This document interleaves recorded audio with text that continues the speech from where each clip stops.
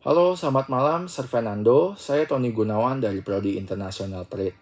Pada kesempatan ini, saya akan mempresentasikan analisis data penjualan yang telah divisualisasikan dalam bentuk dashboard interaktif. Dashboard ini membantu kita memahami pola penjualan perilaku pelanggan, performa kategori produk, wilayah pemasaran, hingga negara bagian mana yang paling banyak menyumbang transaksi. Dengan visualisasi seperti ini, kita tidak hanya melihat angka, tetapi memahami cerita di balik angka tersebut. Dalam presentasi kali ini, ada 6 bagian utama yang akan saya bahas. Yang pertama yaitu mode pengiriman atau shipping mode. Yang kedua, penjualan produk atau product sold. Yang ketiga, profit penjualan. Yang keempat, segmen pelanggan. Yang kelima, distribusi regional. Yang keenam yaitu top 5 states dengan pesanan tertinggi. Kita mulai dengan komponen yang pertama yaitu shipping mode atau jenis pengiriman. Grafik pertama pada dashboard ini memperlihatkan frekuensi penggunaan berbagai jenis pengiriman, yaitu standard class, second class, first class, dan same day. Berdasarkan kategori furniture, office supplies, dan technology. Jika kita melihat pola yang muncul, terlihat jelas bahwa standard class mendominasi dengan jumlah pengiriman tertinggi untuk semua kategori. Yang pertama, di kategori office supply standard class, bahkan menembus angka yang jauh lebih besar dibanding kategori lainnya. Ini sangat masuk akal karena supply terdiri dari barang-barang kecil yang dibeli dalam jumlah besar dan tidak membutuhkan pengiriman cepat. Di kategori teknologi dan furniture, permintaan standard class juga tinggi, tetapi tidak setinggi office supplies. Second class menjadi metode pengiriman kedua yang paling banyak digunakan. Metode ini mungkin dipilih oleh pelanggan yang menginginkan keseimbangan antara kecepatan dan biaya. Sementara itu, first class dan same day memiliki volume yang rendah. Dari perspektif bisnis, hal ini memberikan insight bahwa yang pertama yaitu konsumen cukup sensitif terhadap harga pengiriman. Barang-barang yang dijual bukanlah barang yang sangat mendesak untuk dikirim cepat. Ada peluang untuk meningkatkan value pada layanan pengiriman premium dengan menawarkan bundling atau insentif tertentu. Dari data ini, kita bisa menyimpulkan bahwa strategi pengiriman masih didominasi oleh pilihan yang paling ekonomis. Berikutnya kita masuk ke grafik kedua yang memperlihatkan total nilai penjualan dari 3 kategori produk utama, yaitu furniture, office supplies, dan technology. Angka-angka yang muncul cukup menarik. Di furniture mencatat penjualan sebesar kurang lebih 741 juta. Di office supplies sekitar 719 juta, sedangkan teknologi mencapai angka tertinggi yaitu sekitar 836 juta. Ada 2 insight besar di sini. Pertama, yaitu kategori teknologi menjadi kontribusi terbesar terhadap total revenue atau pendapatan.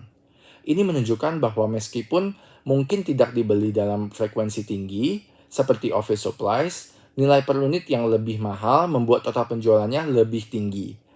Dan yang kedua, perbedaan angka antara ketiga kategori sebenarnya tidak terlalu jauh. Ini berarti ketiganya merupakan pilar penting dalam penjualan perusahaan. Tidak ada kategori yang benar-benar tertinggal. Selain itu, bila kita kaitkan dengan grafik shipping sebelumnya, terjadi konsistensi yaitu yang pertama, office supply sering dipesan dalam jumlah banyak, tetapi nilai per unitnya rendah. Dan yang kedua, teknologi kurang sering dipesan tetapi harga produk tinggi sehingga menghasilkan revenue yang lebih besar. Dari hal ini, strategi pemasaran bisa menyesuaikan, yaitu office supplies lebih fokus ke volume, dan teknologi lebih fokus ke high value customer dan upselling. Yang ketiga, furniture fokus pada kebutuhan profesional atau corporate. Selanjutnya yaitu sales profit atau profit penjualan. Di sini ada grafik pie yang menunjukkan distribusi profit atau laba berdasarkan kategori produk. Hasilnya menunjukkan bahwa teknologi menghasilkan profit tertinggi, diikuti oleh office supplies dan terakhir yaitu furnace. Kita bisa melihat konsistensi bahwa kategori dengan nilai penjualan tertinggi juga memberikan profit yang paling tinggi. Namun ada faktor lain yang perlu diperhatikan. Margin keuntungan pada produk teknologi cenderung lebih besar, sementara furniture mungkin lebih biaya logistik dan handling yang tinggi, sehingga profitnya lebih kecil. Insight seperti ini membantu kita menentukan strategi. Yang pertama yaitu jika ingin meningkatkan profit, mendorong penjualan produk teknologi bisa menjadi prioritas. Furniture bisa ditingkatkan profitabilitasnya melalui efisiensi supply chain. Dan yang ketiga, office supplies meski marginnya kecil, tetap penting karena volume transaksi tinggi. Dengan kata lain, setiap kategori memiliki peran berbeda di dalam keseluruhan strategi perusahaan. Lanjut ke grafik keempat, kita akan melihat segmen pelanggan, yaitu dibagi menjadi 3 segmen, yaitu consumer, corporate, dan home office. Dari grafik, konsumen merupakan segmen terbesar. Artinya, sebagian besar penjualan datang dari pembeli individu. Segmen korporat berada di posisi kedua, dan ini cukup penting karena biasanya pembelian mereka dilakukan dalam jumlah yang lebih besar. Home office sebagai segmen terkecil mungkin terdiri dari pelaku usaha kecil atau freelancer. Implikasi dari distribusi segmen ini adalah strategi marketing perlu lebih berorientasi pada gaya komunikasi business to consumer, atau yang bisa kita sebut B2C. Namun peluang untuk memperluas pasar korporat tetap besar, terutama untuk produk-produk dengan margin tinggi seperti teknologi dan furniture business.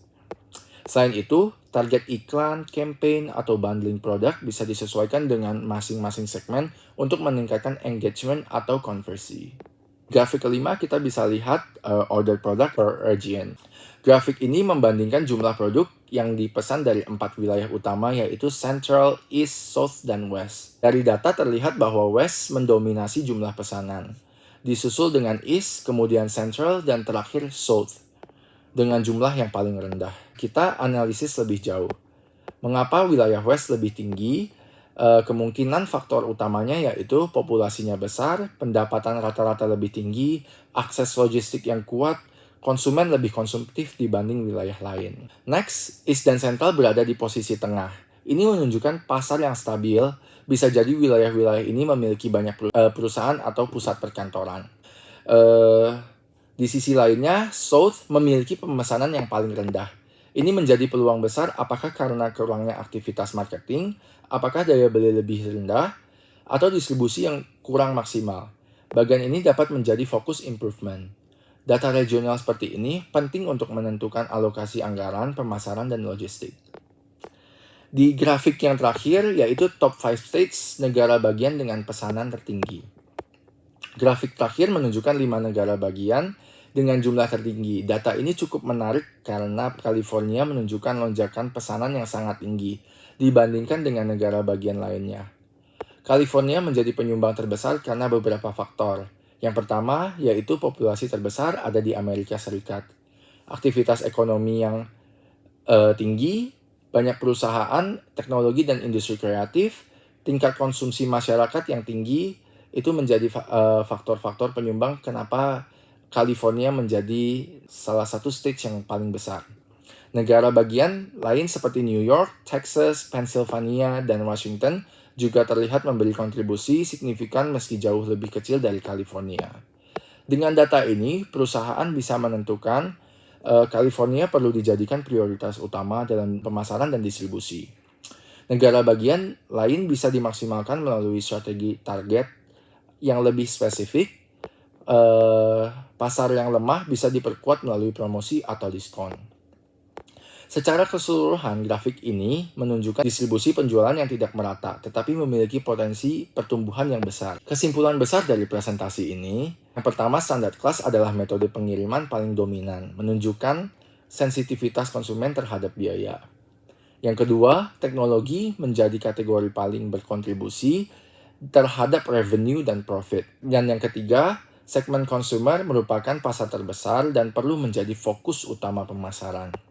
Yang keempat, wilayah West dan terutama California adalah pusat penjualan terbesar, sangat potensial untuk terus dikembangkan. Yang kelima, office supplies memiliki frekuensi penjualan tertinggi, lebih cocok untuk strategi volume. Keenam, South ada wilayah dengan kinerja terendah menjadi peluang untuk pertumbuhan. Dan yang terakhir, profit yang lebih tinggi pada teknologi menunjukkan pentingnya mengembangkan produk bernilai tinggi. Dengan memahami semua pola ini, kita dapat menentukan strategi bisnis yang lebih tepat, baik dari sisi pemasaran, logistik, maupun pengembangan produk. Demikian pemaparan yang bisa saya sampaikan mengenai dashboard penjualan ini.